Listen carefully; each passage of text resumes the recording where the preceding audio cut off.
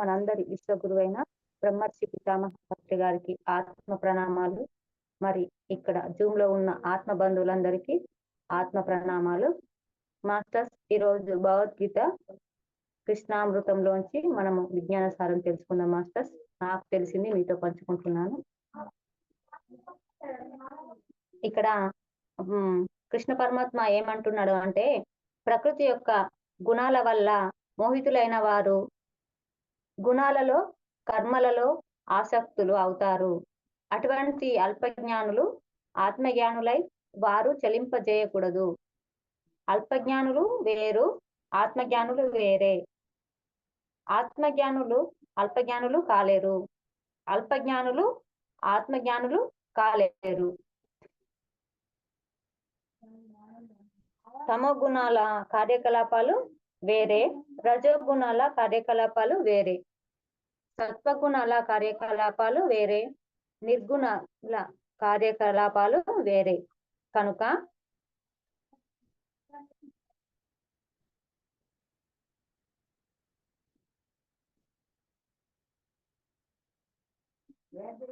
సత్యగుణాల కార్యకలాపాలు వేరే, నిర్గుణుల కార్యకలాపాలు వేరే. కనుక ఎవరి గుణాలకు సంబంధించిన కార్యకలాపాలను వారితో చెయ్యనివ్వాలి. ఇతరుల కార్యకలాపాలకు ఎప్పుడూ అడ్డుపడరాదు. ఎవరు ఏది చేస్తున్నా, ఎవరు ఏది చేయదలుచుకున్నా యదా ఇచ్చసి తదా కురు అనాలి. అంటే నీ ఇష్టం వచ్చినట్లు చేయి అని. అయితే అడిగినప్పుడు మాత్రం ఇలా చేస్తే అలా అవుతుంది, అలా చేస్తే ఇలా అవుతుంది అని ఖచ్చితంగా చెప్పాలి. అడగనిది అమ్మాయినా అన్నం పెట్టదు కదా. మాస్టర్స్ ఇక్కడ ఏమంటున్నాడంటే పరమాత్మ,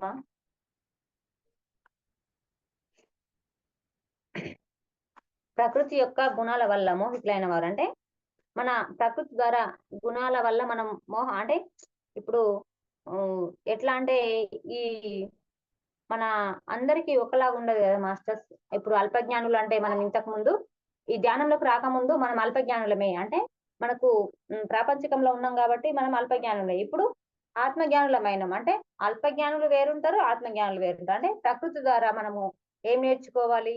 ప్రకృతి ద్వారా గురువులు నేర్చుకున్నారు, గురువులు మనకు నేర్చుకున్నారు. అంటే మరి ప్రకృతి ద్వారా సహజ సిద్ధంగా వచ్చిన గుణాల వల్ల మోహితులైన వారు మరి అట్లా గుణాలలో మరి కర్మలలో ఆసక్తులు ఉంటారు. అంటే వాళ్ళు ఏం చేసినా గానీ మనం అడ్డుపడకూడదు అంటున్నారు. అంటే వాళ్ళే అలా గుణ ప్రకారం చేస్తుండ్రు కదా, అట్లా వేయద్దు అని మనము అడ్డు చెప్పరాదు అంటుండ్రు. అంటే ఇక్కడ ఏమంటుండ్రు అంటే వల్ల అల్పజ్ఞానులు వేరే, ఆత్మజ్ఞానులు వేరే అంటుండ్రు. అంటే ఇప్పుడు అల్పజ్ఞానులు అంటే మనం ధ్యాన స్థితిలోకి రాకముందు, మనకు జ్ఞానం తెలియక ముందు మనము అల్పజ్ఞానమే కదా మాస్టర్స్. ఇప్పుడు అంటే మన గురువుల ద్వారా మన జ్ఞానం తెలుసుకున్నాం కాబట్టి ఇక్కడ మనం ఆత్మజ్ఞానులము.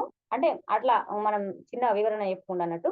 ఇక్కడ అంటే ఆత్మజ్ఞానుల కార్యకలాపాలు వేరుంటాయి, ఇక్కడ అల్పజ్ఞానుల కార్యకలాపాలు వేరుంటాయి అంటుంది. కరెక్ట్ కదా మాస్టర్స్? ఇప్పుడు ఏంటి అంటే మనం ఇంతకు ముందు లాగా ఎందుకుంటాం మాస్టర్స్? ఇంతకు ముందు ఏ చిన్న మాట అన్నా గానీ వేరే ఉంటుండే, కానీ ఇప్పుడు మనము కొంచెం జ్ఞానం తెలుసుకున్నాం కాబట్టి మన అంటే వ్యవహారం మారుతుంది. అంటే మనము ఆత్మలమే కదా, వాళ్ళు ఎటు వాళ్ళే ఆత్మలే, మనము ఆత్మలమే కదా అన్న స్థితిలో ఉన్నప్పుడు మరి మనము మంచి భావనలో ఉంటాం. అంటే ఎవరిని అయినా ఒకే స్థితిలో చూడగలిగే స్థాయిలో ఉంటాం అన్నట్టు.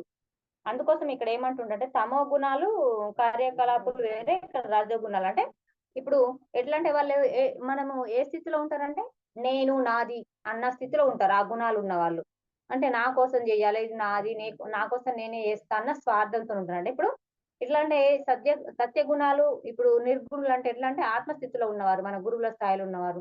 ఇప్పుడు పత్రికారు లాంటి వారు కానీ, నిర్గుణులు అంటే మన చటవర్తి సార్ అమ్మ లాంటి వారు కానీ, వాళ్ళు నిర్గుణ స్థాయిలో ఉన్నారు కాబట్టి ఇలా దైవ స్థితిలో ఉంటారు కాబట్టి వాళ్ళ కార్యకలాపాలు వేలుంటాయి.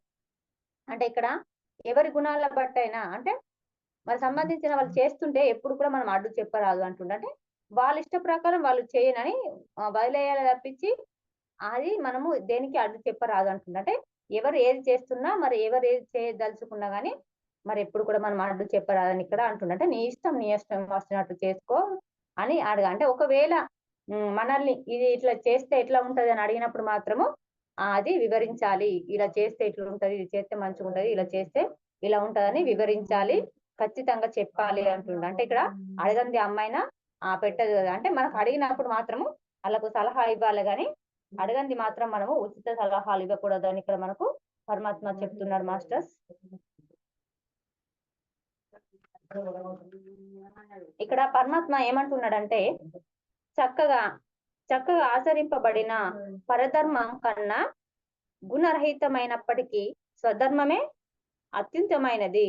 స్వధర్మచారణలో మరణం సంభవించినప్పటికీ అది శ్రేయస్కరమే, కానీ పరధర్మంలో మాత్రం అది భయంకరం అంటున్నాడు. అంటే చూడండి మాస్టర్స్, అంటే ఇక్కడ ఏమంటున్నాడంటే స్వధర్మం పరధర్మం అంటున్నాడు. అంటే ఇక్కడ స్వధర్మం అంటే ఎవరు ఏ ఆత్మ పరిణామ దశలో ఉన్నారో ఆ ఆత్మ స్థాయికి తగ్గ ధర్మం అంటుండి ఇక్కడ. అంటే ఎవరు ఏ ఆత్మ పరిణామ దశల్లో ఉన్నారో ఆ ఆత్మస్థాయికి తగ్గ ధర్మము అన్నమాట ఇక్కడ. పరధర్మము అంటే ఇతరులు ఏ ఆత్మ పరిణితి స్థాయిలో ఉన్నారో వారి ఆత్మ పరిణితి స్థాయిలో తగ్గ ధర్మలు. అంటే మనలో సహజ సిద్ధంగా ఉన్న అభిరుచి వాసనలు అనుసరించి ఒకనొక సహజ ప్రవృత్తి ఏర్పడుతుంది, అదే స్వధర్మం అవుతుంది.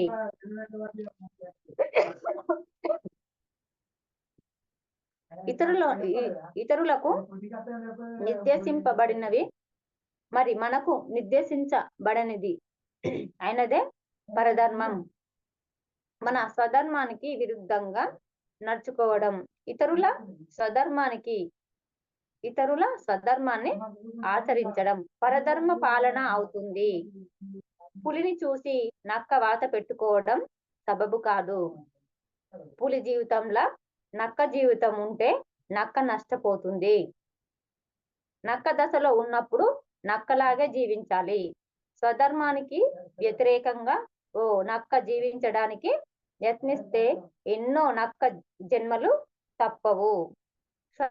స్వధర్మానికి అనుగుణంగానే నక్క జీవిస్తే ఒక నక్క జన్మతోనే సరిపోతుంది. ఇక్కడ మళ్ళీ పరమాత్మ ఏమంటున్నాడంటే నక్క ఒక జన్మతోనే సరిపోతుంది అంటున్నాడు.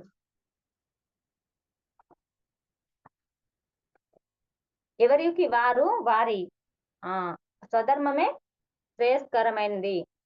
పరధర్మానికి ఆచరించడానికి ప్రయత్నిస్తే పులిని చూసి నక్క వాత పెట్టుకున్నట్లే అవుతుంది.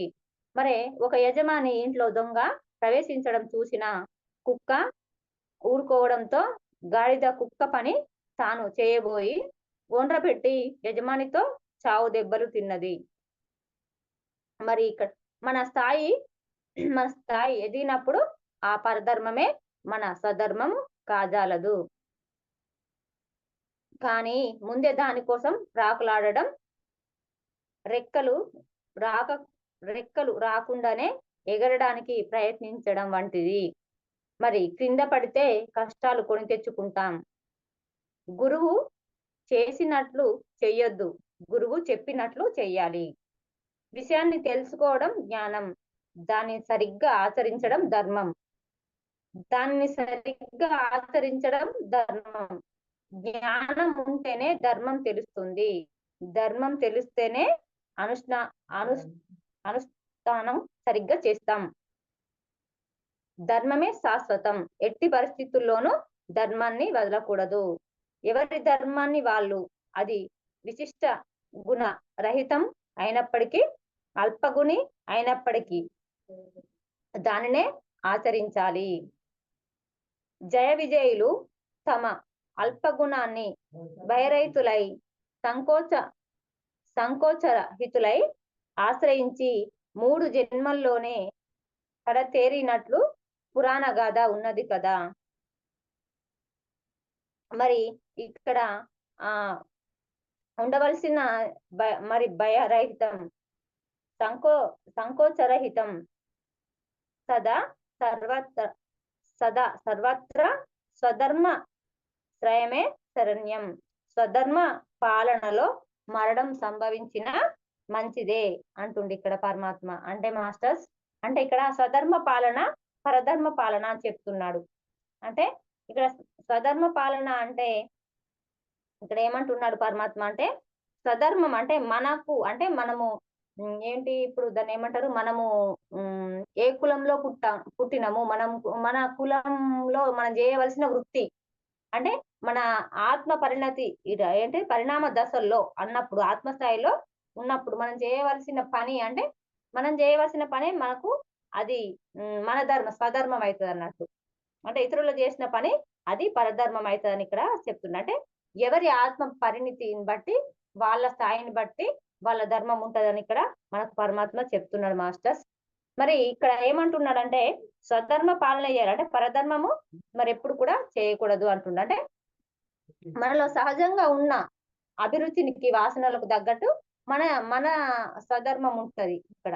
అంటే ఒకనొక ప్రవృత్తి ఏర్పడినప్పుడు అదే స్వధర్మం అవుతుందని ఇక్కడ మనకు పరమాత్మ చెప్తున్నాడు మాస్టర్స్. మరి ఇక్కడ మనం ఎప్పుడు ఇతరులను నిర్దేశించబడినవి మరి మనం ఎప్పుడు చేయకూడదు అంటుండ. అంటే మరి మనకు నిర్దేశించబడినవి అయినదే అయినా అది పరధర్మం అవుతుంది అంటున్నారు. మరి అది చేయకూడదు, అట్లా చేయకూడదని మనకి ఇక్కడ పరమాత్మ చెప్తుండ. అంటే మన స్వధర్మానికి విరుద్ధంగా నడుచుకోవడం. మరి ఇక్కడ ఏంటి అంటే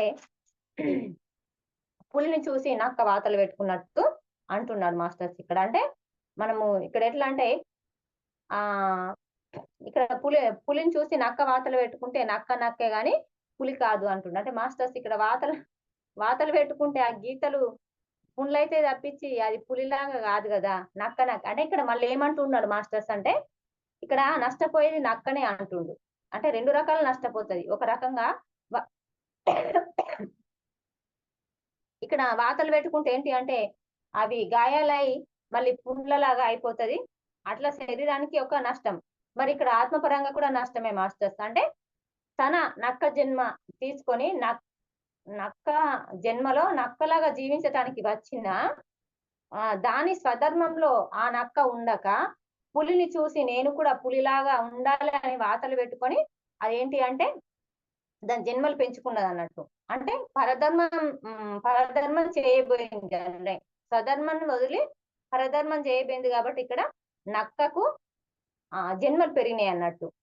అందుకోసం ఇక్కడ ఏమంటుండంటే స్వధర్మానికి వ్యతిరేకంగా జీవించకూడదు అంటుండు ఇక్కడ. అంటే స్వధర్మానికి అనుగుణంగా ఒక నక్క జీవిస్తే అది ఒక జన్మతోనే అయిపోతుంది. అంటే ఆ నక్క జన్మ తీసుకున్నది కాబట్టి ఆ జన్మతోనే పూర్తి అవుతుంది. అంటే అనుకోవాలి మనం, అంటే లోపల ఈసారి నక్క జన్మ తీసుకున్నా కాబట్టి మరి వచ్చే జన్మలో నేను పులి జన్మ తీసుకోవాలి అనుకోవాలి, కానీ పులిలాగా వాతలు పెట్టుకుని నేను పులిని అవుతా అంటే రెండు రకాల ఇక్కడ నష్టం జరుగుతుందని మనం తెలుసుకోవాలి మాస్టర్స్. ఎందుకంటే ఒక రకంగా వాతలు పెట్టుకుంటే శరీరానికి నష్టమే, మళ్ళీ జన్మలు పెరిగి మరి ఇంకా జన్మలు పెరిగి ఇంకా మళ్ళీ నక్క జన్మ తీసుకోవాల్సి వస్తుందట మాస్టర్స్. అందుకోసం ఇక్కడ మనం ఎప్పుడు స్వధర్మ పాలనలోనే ఉండాలి, పరధర్మ పాలనలు చేయకూడదు అని ఇక్కడ మనము తెలుసుకోవాలి మాస్టర్స్. అంటే ఇక్కడ ఏమంటుండంటే ఎవరికి వారికి వారి స్వధర్మమే శ్రేయస్కరమైనది అంటుండంటే మనం ఎంచుకొని వచ్చినాం కదా, మరి మనం ఎంచుకొని వచ్చిన దాన్నే మనము పాటించుకుంటూ మనము మన డిజైన్ ప్రకారం జీవిస్తేనే మరి జన్మకు అది పూర్తి అవుతుంది. లేకపోతే మన డిజైన్ ఒక తీరు, మనం ఎంచుకొచ్చిన జీవితం ఒక తీరు, మనం చేయాల్సిన పని ఒక తీరు అయినప్పుడు మళ్ళీ జన్మలు తప్పవు, అంటే జన్మలు పెరుగుతాయని ఇక్కడ మనం తెలుసుకోవాలి మాస్టర్స్. అంటే ఇక్కడ పులిని చూసి నక్క వాతలు పెట్టుకున్నట్టు. అంటే ఇక్కడ మళ్ళొకటి చెప్పిండు. అంటే ఒక యజమాని ఇంట్లో దొంగ తూరడం అంటే ఆ యజమానికి ఒక కుక్క ఒక గాడిద ఉంటది అన్నట్టు. ఇప్పుడు కుక్క ఏంటంటే అది దానికి కుక్కను దొంగలు వస్తే కాపలగా ఉంటారని దానికి మంచి అన్ని రకాలుగా పెట్టి కుక్కను వేస్తారు. విశ్వాసంగా ఉంటది కుక్క, విశ్వాసంగా ఉంటది అని దానికి మంచిగా అన్నము అదొకటి బిస్కెట్లు అన్ని పెట్టి పేస్తారు. కానీ గాడిదని ఏంటంటే దానికి అడ్డమైన పని చెప్పి దాన్ని ఇట్లా బరువులు ఎత్తడానికి గొడ్డు చాకు చేయించడానికి గాడిదని ఉంచుతారు. అందుకోసమే ఇక్కడ ఏంటంటే కుక్క అరవంగానే ఏమైంది, కుక్క అరుతుంది, ఎవరైనా నచ్చిండ్రా అని బయటకు వచ్చి వెతకడం చేస్తారు. కానీ గాడిద అరిస్తే ఏమవుతుంది, అందుకోసం ఇక్కడ గాడిద పని గాడిద చేయాలి, కుక్క పని కుక్క చేయాలని ఇక్కడ చెప్పింది మాస్టర్స్. అంటే గాడిద ఏం చేసిందంటే యజమాని మీద విశ్వాసంతో అంటే ఈ కుక్క సపరేక వన్నదట.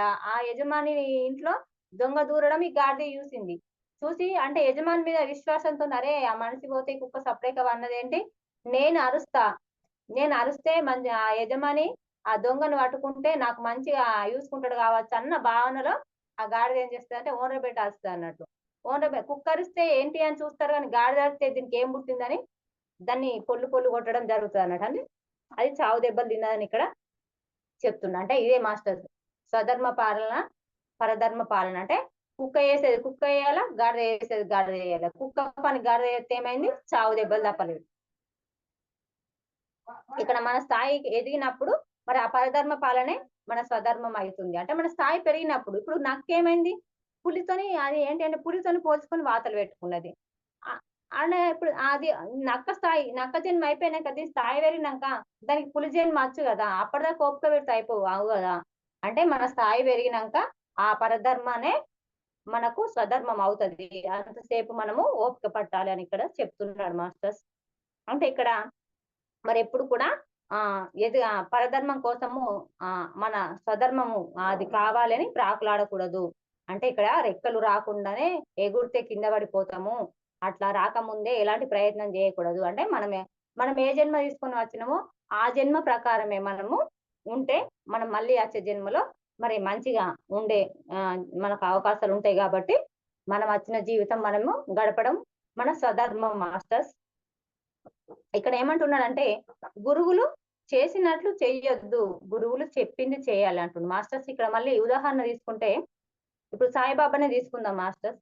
సాయిబాబాను ఇంకొక గురువు అని సాయిబాబా ఏం చేస్తాడంటే అక్కడ ఆ ఏంటి వంటలు అవుతున్నప్పుడు అక్కడ గరిటె లేదు అని ఆ బాబా అంటే పరమాత్మ స్థాయిలో ఉన్నాడు, ఆత్మ స్థాయిలో. అంటే ఒక పరమాత్మ, ఆ పరమాత్మకు ఏంటి అంటే ఆత్మస్థితిలో ఉన్నప్పుడు ఆ పరమాత్మకు చేతు కాలదు. అంటే అప్పుడు ఆ ఉడుకుతున్న అన్నంలో పక్కన గరిట లేకుండా చేతి పెట్టి కలుపుతాడు సాయిబాబా. అది మనం కలుపుతామా? మనం చేయి కాదు కదా, ఏలు కూడా పెట్టలేదు. ఒకవేళ కలిపిన ఆ చేయి ఉంటుందా? ఉండదు. మరి అందుకోసమే ఇక్కడ ఏమంటుండంటే గురువులు చెప్పింది చేయాలి, చేసినట్టు చేయదు. అంటే బాబా కలిపిండు కదా, మరి నేను కూడా ధ్యానం చేస్తున్నా కదా, మరి నేను ఇట్లా చేస్తున్నా కదా, మనం గిట్ట చేయి పెడితే మరి మన చేయి చూడడానికి కనిపించదు మాస్టర్స్. అంటే ఇక్కడ తెలుసుకోవాలి అంతే, మనం ఏం లేదు. అంటే ఇక అట్లా అంటే ఒక గురువు శిష్యుడు కూడా అట్నే చేసిండ్రట. ప్రతిదీ గురువు ఎట్లా చేస్తే అట్లా చేద్దురట వాళ్ళు. గురువు ఎట్లా చేస్తే అట్లా చేద్దురట. ఏది చేసినా మీరు చేసిండ్రు కదా అన్నట్టు వాళ్ళు కొంచెము పెడుసుగా ఉందిరట శిష్యులు. అయితే వీళ్ళకి ఎట్లా బుద్ధి చెప్పాలని గురువు ఏం చేసిండట, ఒక అదేంటి జాతరకు తీసుకెళ్ళిండట శిష్యులను. జాతరకు తీసుకెళ్తే అట్లా పోతూ ఉండగా ఒక షాప్ కాడికి వెళ్ళినాక అక్కడ ఒక జిలేబీ ఉంటే దాన్ని తీసుకొని గురువు నోట్లు వేసుకున్నాడట. ఆహా, గురువు గారు వేసుకున్నారు కదా అని వెనుకున్న శిష్యులు కూడా ఆ జిలేబీ తిన్నారట. మళ్ళీ ఇంకొకడికి పోతే ఏదో మిరపకాయ బజ్జో ఏదో ఉంటే అది గురువు తింటే ఈ శిష్యులు కూడా గురువు తిన్నాడు కదా అని వీళ్ళు తిన్నారట. ఇంకా కొంచెం ముందడికి పోతే అదేంటో లడ్డు బాదుసిన ఏదో తిన్నాడట. అంటే ఆ వీళ్ళు శిష్యులు ఏం చేసిండ్రు, మా గురువు గారు తిన్నారు కదా అని నేను తింటా అని వీళ్ళు శిష్యులు తిన్నారట. అయితే ఇంకా కొంచెం ముందుకు వెళ్ళేసరికి ఏంటి అంటే ఇది బగబగ మండుతున్న నిప్పులు కనబడ్డాయట. నిప్పులు కనబడ్డాక గురువు వెళ్ళి అక్కడికి వెళ్ళి ఒక నిప్పు దాన్ని ఏమంటారు నిప్పు కణికని తీసుకొని నోట్లో వేసుకున్నాడట. నోట్లో వేసుకున్నాక శిష్యులు ఒకరి ముఖం ఒకరు చూసుకుంటుండట. చూసుకున్నాక గురువు అంటాడట, ఏంట్రా ఇవరిదాకా అన్ని నేను తినేయాల మీరు తిన్నారు కదా, ఇప్పుడు తినండి అంటారట. అన్నప్పుడు లేదు లేదు మేము ఎలా తినగలుగుతాం, మీ స్థాయి వేరు నా స్థాయి వేరు అని అప్పుడు అన్నారట. అంటే మరి ఇన్ని రోజులు నేను ఏది చెప్పినా గానీ మీరు చేస్తుండ్రు కదా, మీరు చేసినట్టు మేము చేసినాం అన్నావు కదా, ఇప్పుడు నేను నిప్పులు తిన్నా మీరు కూడా తినండి అంటే లేదు లేదు మాకు బుద్ధి వచ్చిందని అప్పుడు ఆ గురువు కాళ్ళ మీద పడి క్షమాపణ కోరడం జరిగింది అంటే మాస్టర్స్. అందుకోసమే మనం గురువులు చేసినట్టు ఎప్పుడు కూడా చేయకూడదు, గురువులు చెప్పింది చేయాలి. ఇప్పుడు మాస్టర్స్ ఏంటంటే గైడింగ్ మెడిటేషన్ వద్దు అంటే ఏమంటున్నంటే పత్రిగారే మ్యూజిక్ పెట్టి చేయిస్తారు కదా, పత్రిగారే దాన్ని ఏమంటారు ఫ్లూట్ వాయిస్తారు కదా అని మాట్లాడతారు. అంటే గురువుల గురువుల భావనలు వేరు, వాళ్ళ అర్థాలు వేరు. ఇప్పుడు గురువు చేసినట్టు మనం చేయలేము కదా, వాళ్ళది ఏంటో వాళ్ళది మనకు తెలియదు కదా. వాళ్ళు పత్రికలు ఏం చెప్పిండు, శ్వాస మీద ధ్యాస ధ్యానం అన్నాడు. మనం అదే పట్టుకోవాలి. ప్రతి ధ్యాన జగతే గాని ప్రతి బుక్ లో గాని ఎక్కడైనా కానీ ఏమంటారు, ధ్యానం అంటే శ్వాస మీద ధ్యాస, మన శ్వాసను గమనించడమే. ఉచ్ఛ్వాస నిశ్వాస అని చెప్తారు కానీ మరి ఇక్కడ అంటే పత్రి గారు ఏ భావనతోని మరి అక్కడ మ్యూజిక్ పెట్టిండో ఆ ఫ్లూట్ వాయించిండో మనకు తెలియదు కదా. పత్రి గారు చెప్పింది ఏంటి, శ్వాస మీద ధ్యాస ధ్యానం అన్నారు. మనం అదే పట్టుకోవాలి కానీ పత్రి గారు చేసిండు కదా మనం పెడితే ఏమవుతుంది అన్నమాట మనకు రావద్దు మాస్టర్స్. అంటే ఇక్కడ విషయం తెలుసుకోవడమే జ్ఞానం అంటుండ. అంటే గురువులు చెప్పినట్లు చేయాలి కానీ చేసినట్లు చేయొద్దు అన్న విషయం తెలుసుకోవడమే ఇక్కడ జ్ఞానం అంటుండ. అంటే దాన్ని సరిగ్గా ఆచరించడం ధర్మం. జ్ఞానం ఉంటేనే ధర్మం తెలుస్తుంది అంటుండ. అంటే మనము జ్ఞానం చేసి మనకు జ్ఞానం పొందుతూనే ఏది ధర్మము ఏది అధర్మం అని తెలుసుకునే స్థాయిలో మనం ఉంటాం ఇక్కడ. అందుకోసమే ఇక్కడ జ్ఞానం తెలిస్తేనే మనకు ధర్మం తెలుస్తుంది. మరి దాన్ని సరిగ్గా మనము ఆచరించగలుగుతామని ఇక్కడ పరమాత్మ చెప్తున్నాడు మాస్టర్స్. మరి ఇక్కడ ధ్యానం ఉంటేనే మరి ధర్మమే శాశ్వతం. ఎట్టి పరిస్థితుల్లోనైనా ధర్మాన్ని వదలకూడదు అంటుండ. అంటే నువ్వు ఎట్టి పరిస్థితుల్లోనైనా నీకు అది దాన్ని ఏమంటారు, మన మెడ మీదకి కత్తొచ్చినా గానీ నువ్వెప్పుడు ధర్మంలోనే ఉండాలి. ఆ ధర్మమే నిన్ను కాపాడుతుంది అని ఇక్కడ మనం తెలుసుకోవాలి మాస్టర్స్. అంటే మనకు చెప్తున్నారు ఈ కృష్ణ పరమాత్మ మనకు చెప్తున్నాడు.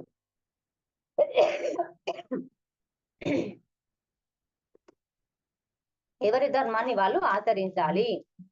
విశిష్టత గుణరహితమైనప్పుడు అల్పగుణి అయినా మరి లేకపోతే ఇక్కడ ఎవరైనా అంటే అల్పగుణి అంటే ఇప్పుడు మనం ధ్యానంలో ఉన్నాం కాబట్టి జ్ఞానం ఏంటి, దాన్ని స్వధర్మం ఏంటి, పరధర్మం ఏంటిది, ధర్మం ఏంటని తెలుసుకున్నాం కాబట్టి మనం ఇలా చేయాలి. మరి ఇప్పుడు అంటే జ్ఞానం లేని వాళ్ళు వాళ్ళ రీతిలో వాళ్ళు ప్రవర్తిస్తారు. వాళ్ళ స్థాయిలో వాళ్ళు కరెక్టే, మన స్థాయిలో మనం కరెక్టే. అంటే ఎవరికి వారే కరెక్ట్ ఇక్కడ. అంటే మాస్టర్స్ ఇక్కడ మళ్ళీ ఇక్కడ ఏమంటుంటే జయ విజయులు తమ అల్ప గుణాన్ని మరి ఏంటంటే వాళ్ళు ఏమైందంటే 3 జన్మలు తీసుకోవాల్సి వచ్చింది. జయ విజయులు అంటే వాళ్ళు అక్కడ వైకుంఠంలో పరమాత్మ చింతన ఉండాల్సిన వాళ్ళు, అంటే వాళ్ళు కాపలగా ఉండాలి. చిన్న ఆహంతోని మరి ఒక మహాజాతే వాళ్ళు కొంచెం దురుసుగా మాట్లాడి లోపలికి వెళ్ళనియ్యరు. అంటే చిన్న ఆహం అంటే వాళ్ళు ఎంత స్థాయిలో ఉన్నోళ్ళు చిన్న ఆహంతోని 3 జన్మల రాక్షస జన్మలు తీసుకోవాల్సి వచ్చింది మాస్టర్స్. అంటే మళ్ళీ వాళ్ళు భూలోకంలోకి వచ్చి మానవ జన్మ తీసుకొని మళ్ళీ ఎట్లా అంటే రాక్షస జన్మలే. ఒకటి ఏంటి రావణసూరుడు, ఇంకొకటి హిరణ్య కస్పుడు, ఇంకొక జన్మ ఉంది మాస్టర్స్. అందుకోసం ఇక్కడ 3 జన్మల్లో మళ్ళీ వాళ్ళు కడతీరిండ్రు. అంటే ఇక్కడ జయ విజయులు అల్పగుణాన్ని బహిరంగితులై సంకోచరహితులై ఆశ్రయించిన 3 జన్మల్లోనే కడతేరినట్టు పురాణ గాథ ఉన్నది అంటుండు. మరి ఇక్కడ మరి మనం ఏంటి అంటే సదా సర్వత్ర స్వధర్మ శ్రేయమే శరణ్యం, స్వధర్మ పాలనలో మరణం సంభవించిన మేలే అంటుండు మాస్టర్స్. ఇక్కడ స్వధర్మ పాలన అంటే మాస్టర్స్ చిన్నగా ఒకటి చిన్న ఉదాహరణ చెప్పుకుందాం మాస్టర్స్. ఏంటి అంటే రావణాసురుడు సీతామాతను తీసుకెళ్లేటప్పుడు గరుడ పక్షి చూస్తుంది మాస్టర్స్. అంటే అది చూడంగానే సీతమ్మను ఈ రాక్షసుడు తీసుకెళ్తుండు, మరి ఆ అమ్మను కాపాడుతా అని అక్కడికి ఏంటి రావణుని దగ్గరికి వెళ్ళడం జరుగుతుంది. వెళ్తే రావణుడు ఏం చేస్తాడంటే అతనిలో ఉన్న చేతిలో ఉన్న కత్తితోని దాని రెక్కను కట్ చేస్తాడు. కట్ చేసినా గాని దాని స్వధర్మం అంటే నేను ఆమెను రక్షించాలి, ఆ తల్లిని రక్షించాలి అన్న ఒక రేఖతో కూడా ఎగరడం జరుగుతుంది. అయితే మళ్ళీ ఈ కిరాతకమైన రావణుడు ఏం చేస్తాడంటే ఇంకో రేఖను కూడా కట్ చేస్తాడు. కట్ చేసినా గాని అది రాముడు వచ్చేదాకా దాని స్వధర్మం అంటే రాముడు వచ్చి మళ్ళీ ఏ విషయం తెలుసుకున్నాక సీతమ్మ జాడ చెప్పినాకనే దాని ప్రాణాలు వదులుతుంది. అంటే ఇది మరి ఇక్కడ ఏంటంటే స్వధర్మ పాలనలో మరణం సంభవించిన మేలే అంటుండు మాస్టర్స్. అంటే ఇక్కడ స్వధర్మం పాలించింది ఎవరు, గరుడ పక్షి.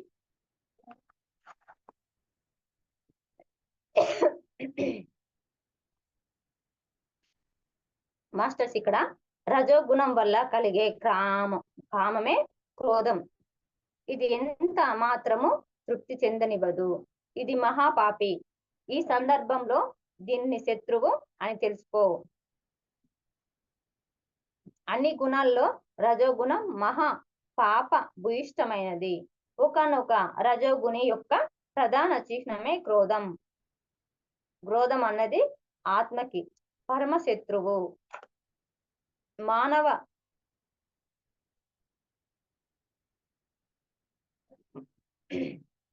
క్రోధం అన్నదే ఆత్మకి పరమ శత్రువు. మానవ జీవితాన్ని నాశనం చేసేదే క్రోధం.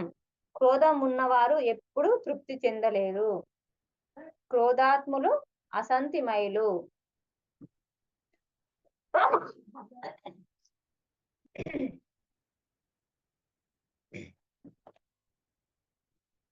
క్రోధాత్ములు అసంతిమయులు.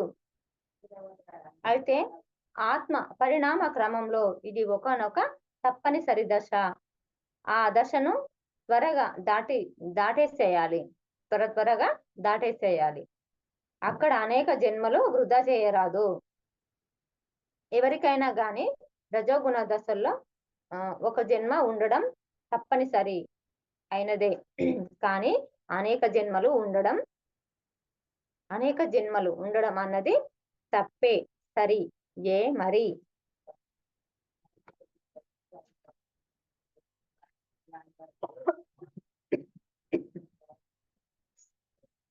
ఇక్కడ మాస్టర్స్ ఏమంటున్నాడంటే, ఇక్కడ రజోగుణం వల్ల కలిగే కామమే అంటే ఇక్కడ క్రోధం. కామం అంటే కోరిక.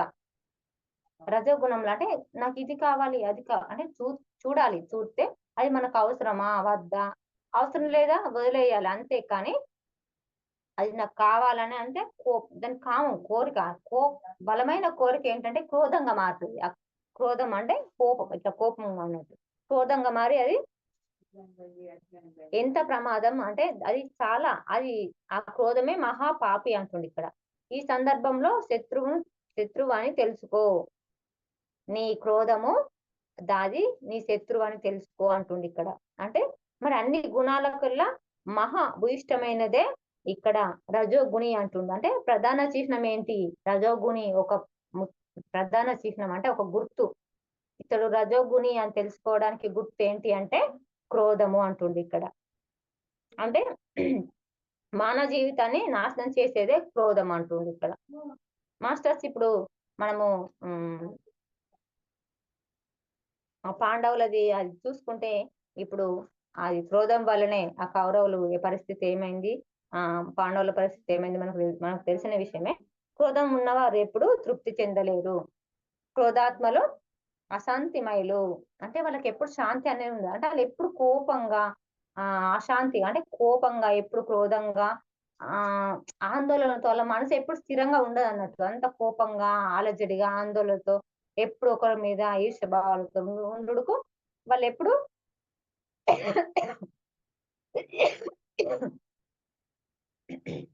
ఇక్కడ అశాంతిమయులే అంటుండు. అయితే ఆత్మ పరిణామ క్రమంలో ఒకనొక దశ తప్పనిసరి అంటుండ. అంటే ఈ రజోగుణ దశ మనిషికి, మన మానవ జన్మకు తప్పనిసరి. అది ఒక జన్మ అయితే ఖచ్చితంగా ఉండాల్సింది.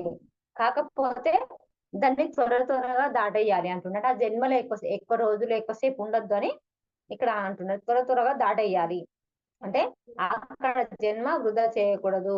మరి ఎప్పుడైతే రజోగుణ దశలో ఒక జన్మ ఉండడం అది తప్పనిసరి. కాకపోతే మరి అదే జన్మ మళ్ళీ మళ్ళీ రావడము మరి తప్పే అంటుంది ఇక్కడ. తప్పే మరి మరి అంటుంది ఇక్కడ.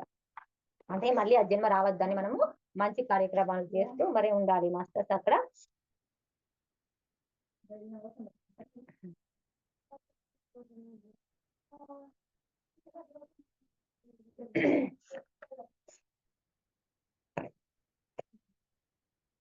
మాస్టర్స్ ఇక్కడ ఏమంటున్నాడు పరమాత్మ అంటే, పొగ చేత నిప్పు, ధూళి చేత అద్దం, మావి చేత గర్భంలోని పిండం కప్పబడినట్లే కామం చేత జ్ఞానం కప్పబడి ఉంటుంది.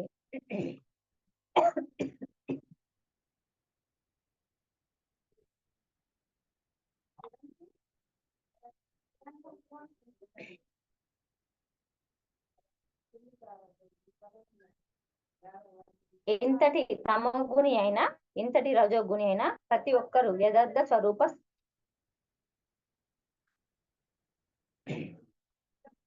ప్రతి ఒక్కరి యథార్థ స్వరూపం పూర్ణ జ్ఞానమే. ఆ బీజంలోంచే, ఆ క్షేత్రంలోంచే జీవులందరూ జన్మించబడ్డారు కనుక. అయితే మురికి చేత అద్దం కప్పబడి ఉంది, మరి నిమురు చేత నిప్పు కప్పబడి ఉంది, మావి చేత గర్భంలోని పిండం కప్పబడి ఉంది, అలాగే కామం చేత జ్ఞానం కప్పబడి ఉంది. మరి అద్దం మీద దుమ్ము కాస్త తీయాలి, నిప్పు మీద ఉన్న నిమురు కాస్త కదిలించాలి. అంటే కాస్త ఆనాపాన సతి అభ్యాసించాలి అంటుండు మాస్టర్స్ ఇక్కడ. మరి ఇక్కడ ఏమంటుండో చూడండి మాస్టర్స్. పొగ చేత నిప్పు, ధూళి చేత అద్దం, మావి చేత మరి ఇక్కడ గర్భంలోని పిండం అంటుండంటే మాస్టర్స్ ఇప్పుడు మనము ఆ మంట కాలినప్పుడు ఏంటి అంటే ఆ కట్టె దాన్ని ఏమంటారు, కొర్రాయ, దాని కొర్రాయి మీద ఏంటి అంటే ఎర్రగా కనిపించే నిప్పు కనిపించదు, ఎందుకంటే దాని మీద తెల్లటి బూడిద వస్తుంది. అదే నిమురు అంటే తెల్లగా వచ్చే బూడిద. అంటే బూడిద దాని మీద ఇట్లా దాన్ని ఏమంటారు పెచ్చు కట్టుకపోయినప్పుడు అదేంటి అంటే మనకు నిప్పు కనిపించేది, ఎర్రగా కనిపేది. అది ఒకసారి ఇట్లా కదిలించినాం అనుకోండి, అది రాలిపోయి మళ్ళీ ఎర్రగా నిప్పు లెక్క కనబడుతుంది అన్నట్టు. ఇక్కడ ఏమంటే పొగ చేత మరి ఇక్కడ నిప్పు కప్పబడి ఉన్నట్టు. ధూళి చేత అద్దం అంటే మన అద్దం మీద చూడండి మాస్టర్స్, అద్దం మీద దుమ్ము పడ్డప్పుడు కానీ ఏదైనా ఇట్లా మరకలు ఉన్నప్పుడు కానీ మరి మన ప్రతిబింబం స్పష్టంగా కనబడదు కదా. అందుకోసం ఇక్కడ అద్దం చేత ధూళి చేత అద్దము కప్పబడి ఉన్నట్టు. మరి ఇక్కడ ఎంత తమగుని అయినా ఎంత రజోగుని అయినా ప్రతి ఒక్కరి యథార్థ స్వరూపం సత్వమే అంటుండు. అంటే ప్రతి ఒక్కరి యథార్థ స్వరూపం పూర్ణ జ్ఞానమే అంటుండు. అంటే అది మనకు పూర్ణ జ్ఞానం చేయబట్టే ఇప్పుడు మరి ఏ గుణాల్లో పుట్టాలో అలా పుడతాం, కానీ దాన్ని మనము దాటే ప్రయత్నం చేయాలని మనం తెలుసుకోలే మాస్టర్స్. ఈ బీజంలోంచే ఆ క్షేత్రంలోంచే జీవులందరూ జన్మించబడ్డారు అంటుండు మాస్టర్స్. ఇక్కడ మురికి చేత అద్దం అంటే మరి ఇప్పుడు దుమ్ము కానీ మురికి కానీ ఉంటే అద్దంలో మన ప్రతిబింబం ఎలాగైతే స్పష్టంగా కనిపించదో మరి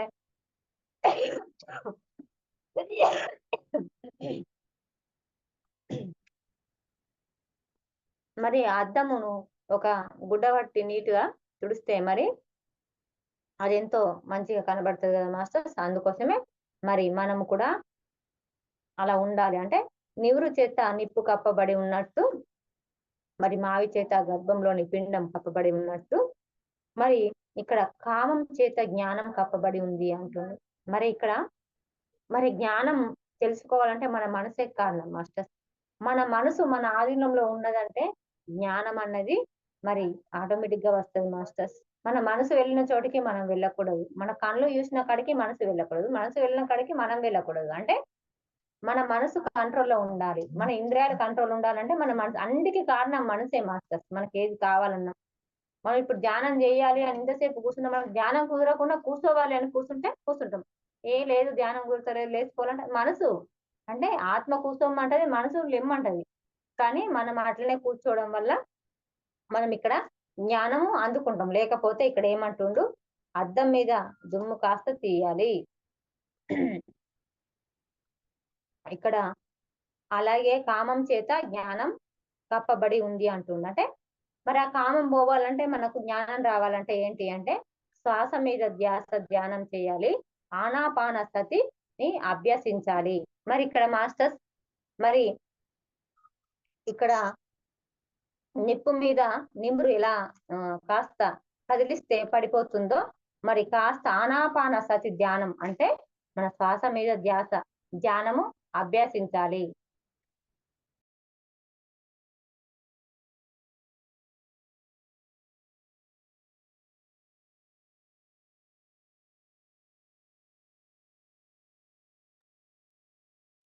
మరి అద్దం మీద దుమ్ము ఎలా కాస్త తీసేస్తే మరి అద్దం నీటిగా ఉంటుందో, నిప్పు మీద ఉన్న నిమురు కాస్త కదిలిస్తే ఆ నిప్పు ఎలా ఉంటుందో మరి ఇక్కడ మరి కాస్త మన ఆనాపానసతి ధ్యానం మీద మనం ధ్యాస పెడితే మనకు జ్ఞానం ఆటోమేటిక్ గా వస్తాను ఇక్కడ మనం తెలుసుకోవాలి మాస్టర్. మరి ఇక్కడ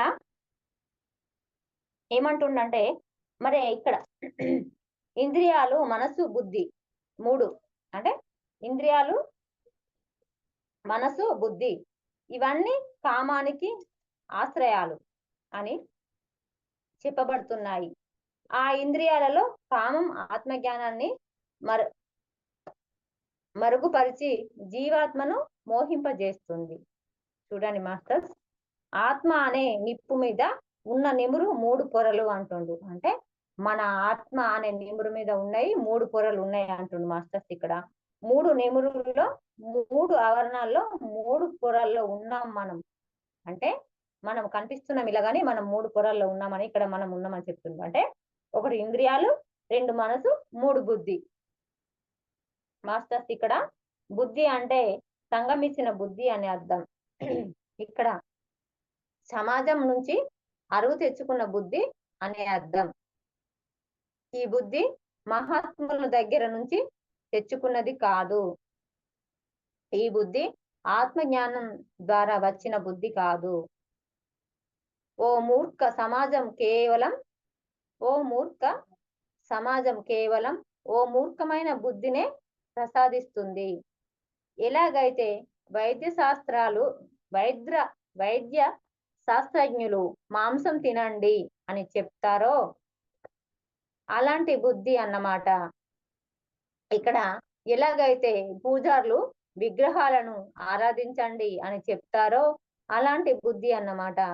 ఎలాగైతే డాక్టర్లు మీ రోగాలకు మా దగ్గర మందులున్నాయి అని అంటారో అలాంటి బుద్ధి అన్నమాట. సంఘం ఇచ్చిన బుద్ధిని బట్టే మన మనహా చేష్టలు ఉంటాయి. ఇంద్రియాలు, మనస్సు, బుద్ధి ఈ 3 కూడా కామ, క్రోధ, విశృంఖలాత్మలకు ఆశ్రయాలు. ఇవి జీవాత్మను కప్పేసి మరుగుపరిచి మోహింపజేస్తుంటాయి. మోహం అంటే అతి, విపరీతం. మోహింపజేస్తుంటాయి అంటే అతి చేస్తుంటాయి, విపరీత చేష్టలు చేస్తుంటాయి అని అర్థం అన్నమాట.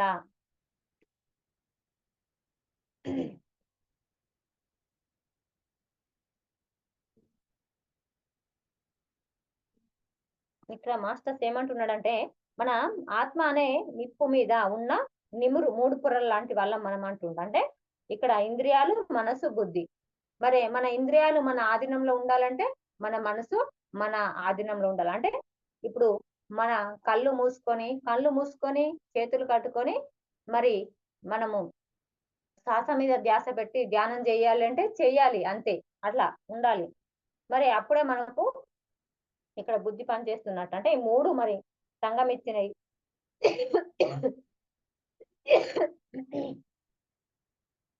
ఇక్కడ సమాజం నుంచి అరువు తెచ్చుకున్నది అంటుండు మాస్టర్స్. మరి ఆ బుద్ధి మహాత్ముల దగ్గర నుంచి తెచ్చుకున్నది కాదు.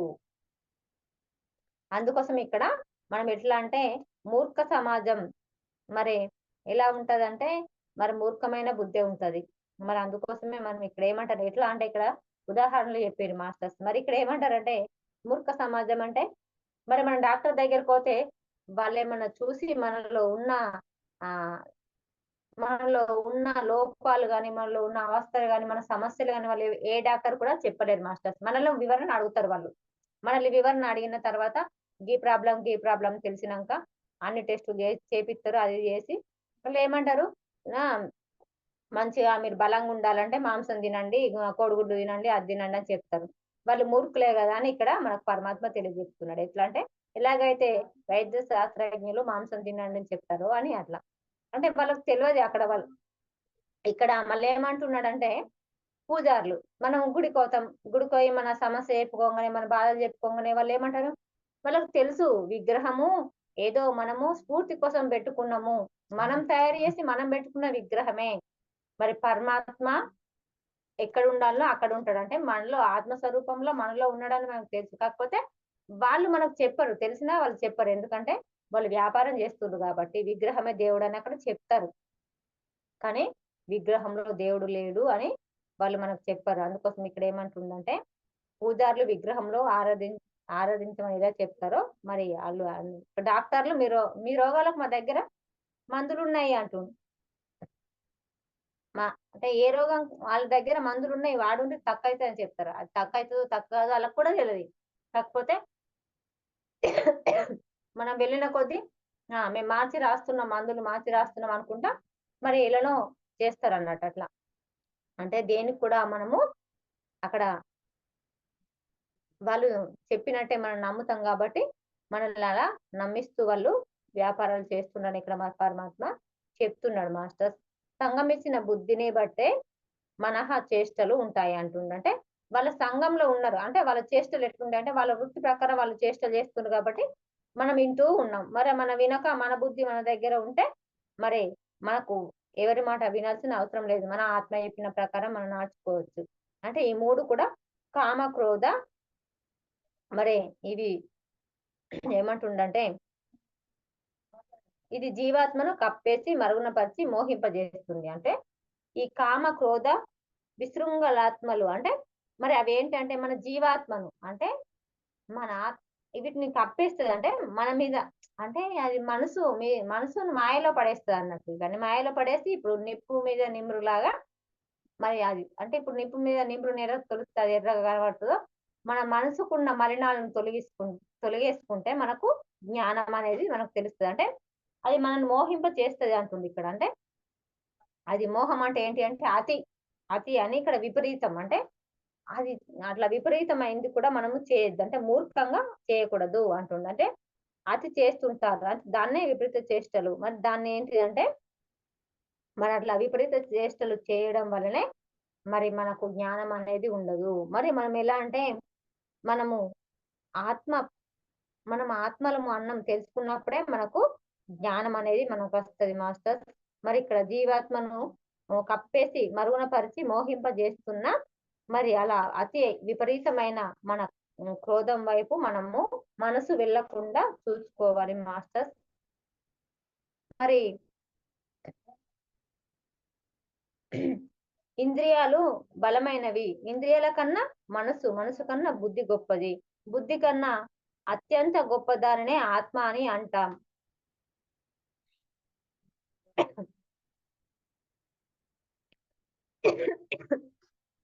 మాస్టర్స్ ఆపుకుందామా ఈ రోజుకు?